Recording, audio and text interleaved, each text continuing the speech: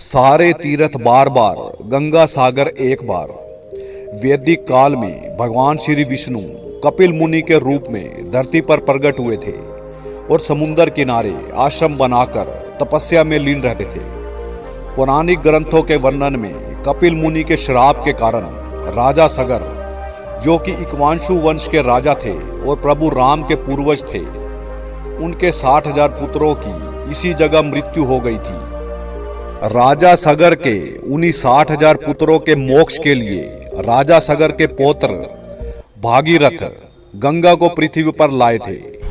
गंगा गंगोत्री से निकलकर जिस जगह समुद्र में मिलती है उसे गंगा सागर कहते हैं। शास्त्रों में कहा गया है कि गंगा सागर में स्नान करने से सारे तीर्थों का पुण्य एक ही बार में मिल जाता है। मकर संक्रांति वाले दिन गंगा सागर में स्नान व स्नान के बाद दान देने से जो पुण्य मिलता है वह कहीं नहीं मिलता। गंगा सभी पापों का नाश कर मोक्ष प्रदान करने वाली है। गंगा सागर तीर्थ स्थान भारत के सभी तीर्थ स्थानों में सबसे बड़ा माना जाता है। गंगा नदी जिस स्थान पर समुद्र से मिलती है, इसी स्थान पर राजा सगर के 60,000 पुत्रों को मोक्ष प्राप्त हुआ था। जिस दिन राजा सगर के पुत्रों को मोक्ष प्राप्त हुआ था उस दिन मकर संक्रांति थी। आज भी मकर संक्रांति वाले दिन लाखों श्रद्धालु गंगा सागर में डुबकी लगाकर अपने मोक्ष की कामना करते हैं। मकर संक्रांति वाले दिन यहाँ स्नान व दान देने से 100 अश्वमेघ यज्ञ और 1000 गौओं के दान देने जितना फल प्राप्त होता है। गंगा जैसी पवित्र नदी इसी गंगा सागर में समुंदर से मिलती है। इसे सागर द्वीप भी कहते हैं। गंगा सागर मेला जो कि मकर संक्रांति वाले दिन लगता है, सदियों से ये मेला इसी स्थान पर लगता है। लाखों श्रद्धालु मोक्ष की कामना लेकर देश विदेश से गंगा सागर आते हैं और गंगा सागर में मोक्ष की डुबकी लगाते हैं।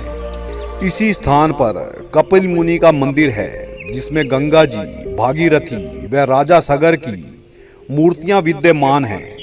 लोगों में ऐसी धारणा है कि ऋषि मुनियों के लिए पारिवारिक व गृहस्थ जीवन वर्जित होता है, परंतु श्री विष्णु जी के कहने पर कपिल मुनि के पिता कर्दम ऋषि ने गृहस्थ आश्रम में प्रवेश किया था। कर्दम ऋषि ने सतयुग में सरस्वती नदी के तट पर कठोर तपस्या की थी, जिसके परिणाम स्वरूप विष्णु जी कर्दम ऋषि से बेहद प्रसन्न थे। विष्णु जी के कहने पर जब कर्दम ऋषि ने गृहस्थ जीवन स्वीकार किया और मनु की पुत्री देवहूति से विवाह किया, तो कर्दम ऋषि ने विष्णु जी के आगे एक शर्त रखी कि पुत्र रूप में आप मेरे घर पैदा होंगे। विष्णु जी ने अपना वादा निभाया और कपिल मुनि के रूप में अपने 5वें अवतार में प्रकट हुए। कपिल मुनि भगवान विष्णु के 24 अवतारों में 5वें अवतार हैं।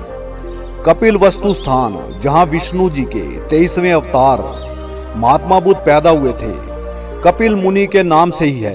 कपिल मुनि समुद्र किनारे एक टापू पर आश्रम बनाकर तप करने लगे।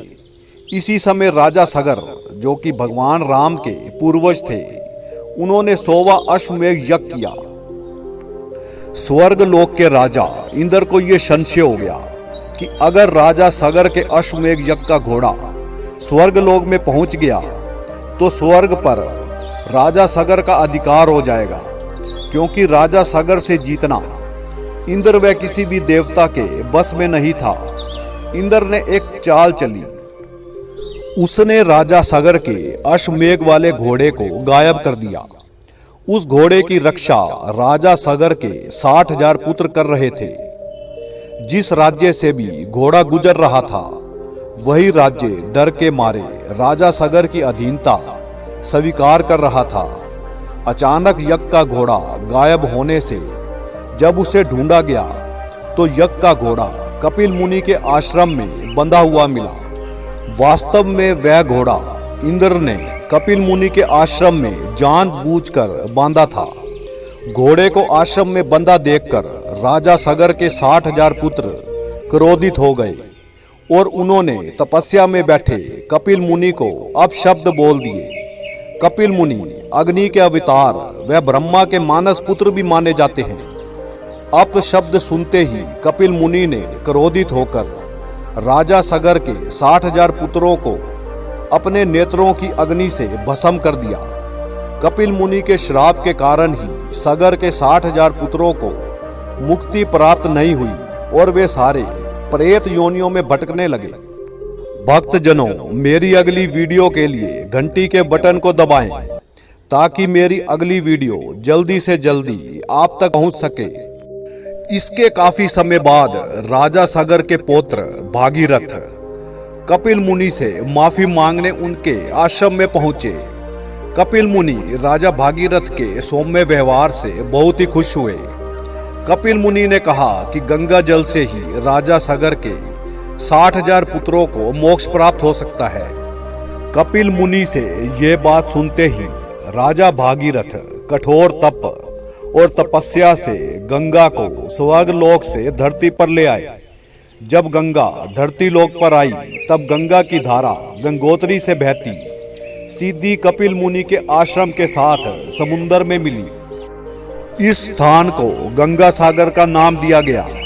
मकर संक्रांति वाले दिन राजा भागीरथ ने राजा सागर के 60,000 पुत्रों की आत्मा को मुक्ति व शांति दिलवाई और राजा सागर के 60,000 पुत्र मोक्ष प्राप्त कर गए। यही स्थान गंगा सागर कहलाया।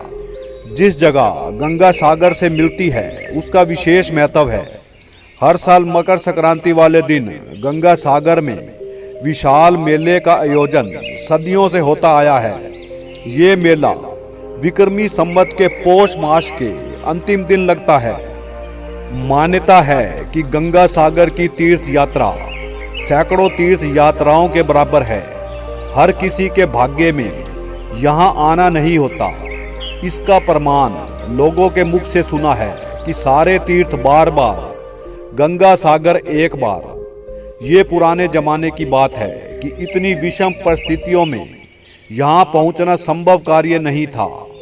यातायात के साधन ना के बराबर थे। ना जाने कितनी मुश्किलों के बाद लोग इस गंगा सागर के दर्शन के लिए पहुँचते होंगे। परिवहन के साधन कम होते हुए और जंगली जीवों की भरमार होते हुए भी सदियों से श्रद्धालु गंगा सागर पहुंचते रहे हैं और पहुंचते रहेंगे। ये सब आस्था की बात है। माना परिवहन के कारण गंगा सागर की यात्रा थोड़ी सुगम जरूर हो गई है, परंतु इतनी सुगम भी नहीं जितनी हम सोचते हैं। रास्ते में पड़ने वाला सुंदर वन अब भी जंगली जीवों से भरा पड़ा है और साथ ही गंगा जी की ऊंची लहरें मेले में हर वर्ष कोई ना कोई विघ्न डालती हैं, परंतु भक्त फिर भी उत्साह और भक्ति भाव के साथ इस मेले में लाखों की संख्या में इकट्ठे होते हैं। ये परंपरा सदियों से चलती आ रही है। परंपरा और श्रद्धा के सामने सब विषम परिस्थितियां भी साधारण लगती हैं। मकर संक्रांति वाले दिन इस जगह स्नान करना और स्नान के बाद दान देना अति शुभ माना जाता है। गंगा और समुद्र के मिलन वाले स्थान पर श्रद्धालु समुद्र देवता को नारियल व यज्ञोपवीत भेंट करते हैं। श्रद्धालु इसी समुद्र व गंगा के मिलन वाले स्थान पर पूजा व पिंडदान अवश्य करते हैं। मान्यता ये भी है जो लड़कियां गंगा और समुद्र के मिलन वाले स्थान पर स्नान करती हैं उन्हें मनचाहा वर प्राप्त होता है। इसी प्रकार जो लड़के इस स्थान पर स्नान करते हैं उन्हें भी मनचाही जीवन संगनी प्राप्त होती है। गंगा सागर को मोक्ष धाम भी कहा जाता है।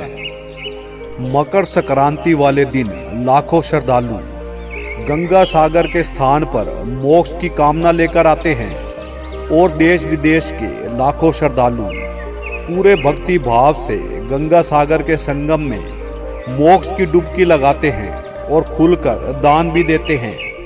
इस सारी विधि के बाद श्रद्धालु कपिल मुनि के आश्रम में कपिल मुनि के दर्शन व आशीर्वाद के लिए जाते हैं और कपिल मुनि की पूजा करते हैं।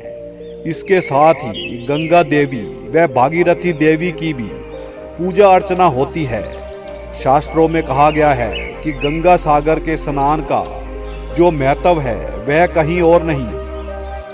गंगा सागर का सार इसी मान्यता में छुपा हुआ है कि सारे तीर्थ बार बार, गंगा सागर एक बार।